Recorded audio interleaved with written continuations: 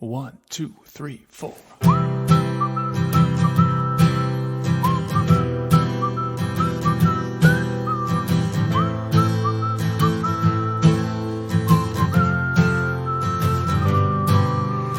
Which strategy will you use?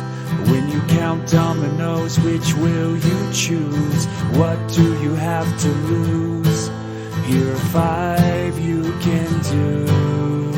1, Count the dots one at a time. 2, Count them from the lowest number side. 3, Count them from the larger one. 4, Find smaller groups and add them up. 5. Use a fact that you already know. Now pick one and you're ready to go. So, which strategy will you use? When you count dominoes, which will you choose? What do you have to lose?